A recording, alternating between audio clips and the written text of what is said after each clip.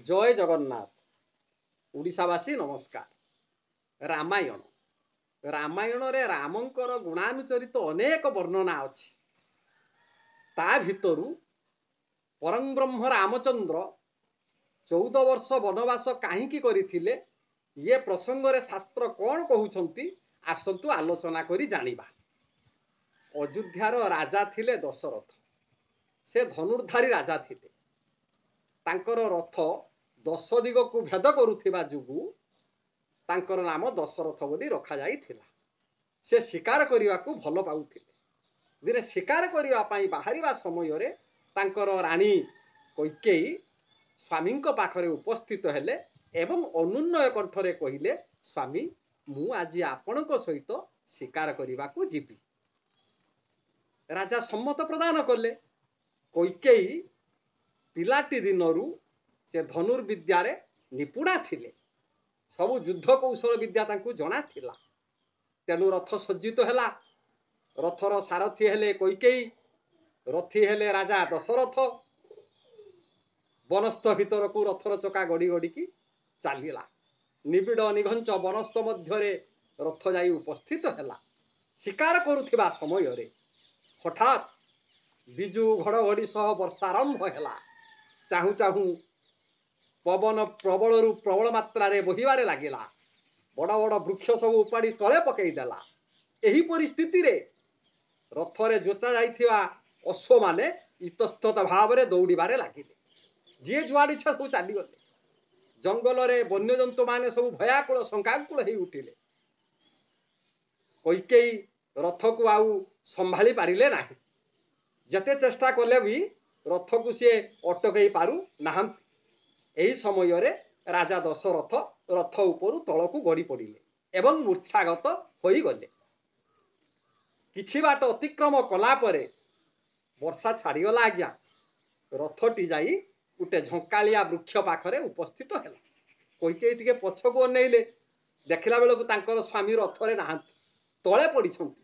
तेणु स्वामी को उद्धार करने को बाहरते से वृक्ष रे शुआ सारी जोड़िए पक्षी थिले। से कथबार्ता होउचंती। से शुआ आ सारींकर संतानटीए प्रसव होईची। से पिलाटी होउची आजन्म अंध, दुनिया को देखि पारु नथिले। तेणु शुआ सारी दुई जन कथबार्ता होउचंती। जदि केही मर्त्यपुर रे मानव निज देहरु टिके रक्त चिरी मो पुआ आखिरे लगाई दियंता, मो पुओ दुनियाटा को देखि पारंता। ए कथा को श्रवण कले कैकेयी। कारण पशु पक्षींकर भाषा को बुझी पारुथिले कैकेयी। से शिक्षा नहीं थिले। एबे मध्य पशु पक्षींकर भाषा बुझिबा पई शिक्षा मध्य दिया जाउछि। तत्क्षणात कैकेयी तुणीर मध्यरु सरटीए काढ़ी निज बाहुरु रक्त टिकिए चिरी पिलाटी आखिरे लगेई दे। जहा फल रे पिलाटी को सबु देखा देला। संसारटा पिला देखि पारिला। एक कथा को देखि शुआ सारी बड़ा आनंदित हो गले। सारी पचारला, भौणी तमे एते बड़ा आमर उपकार कल। आम पिला को तमे जन्मरु अंधरु तमे मुक्ति लाभ कल। तमे किए, तमर परिचय कौन मते दियो। विनम्र स्वर रे कैकेयी कहिले, भौणी मु होची अयोध्यार रानी। मो स्वामी सहित मु शिकार करने को आसी। आपण को पुओ को मु अंधरु मुक्ति देली। सारी हसी हसी कहिला, भौणी आपण जो उपकार कले ये उपकार मु किपरि सुझीबी। गोटे कथा कहूची, आपण मने रखंतु। काहारी को ये कथा कहिबे नाही, काहारी को मध्य जणैबे नाही। राजा दशरथंक अंते सिंहासन रे जिए बसिबो 14 वर्ष भितरे मृत्युतार हबो। काहींकी ना अयोध्या सिंहासन को अभिशाप अछि। एक कथा भौणी लो तो काहा को कहबू नाही। एक कथा सारी कहिले। मन कथा मनर थाए कैकेयींकर। दीर्घ दिन बीतीगला। रामचंद्र को रजा कराइबा पई राजा दशरथ सिद्धांत कले। राति पाहिले अयोध्या रे राजा हेबे रामचंद्र। समस्तंकर उत्साह खेली गला।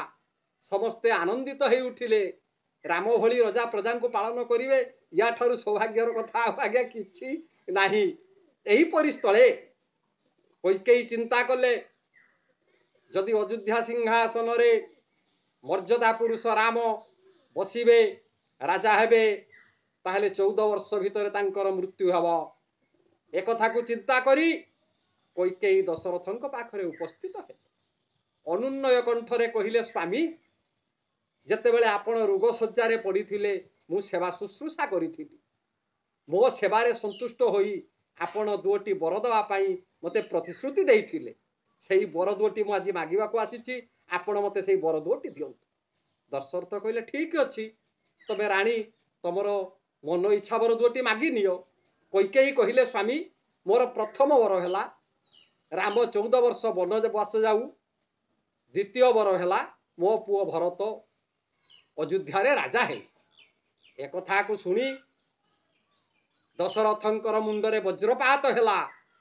कारण कैकेयी एमिति जने मा थिले जहा कि निजर पुत्र को मृत्यु मुख को ठेली देई रामंक पाई से जीवन उत्सर्ग कर देइथिले हिंदू नारी हेले कैकेयी तेणु से राम को केते भल पाउथुले आपण माने ये वीडियो माध्यम रे अवगत हेइथिबे एही सब कारण नहीं राम 14 वर्ष वनवास करथिले जदि वनवास न करि थांते ताहले रामंकर मृत्यु हेइ थांता हो आज्ञा आपण माने वीडियो सुनुथुले रामचंद्र 14 वर्ष काहींकी वनवास करथिले ये संपर्क रे आपण माने अवगत हेले मु आशा करे कि आमर वीडियो जदि आपण माननकु भलो लागु थाए ताहले सब्सक्राइब करिबा को मुट्टे भूलिबे नाही आमंकु आप्यायिता कराइबा हेबे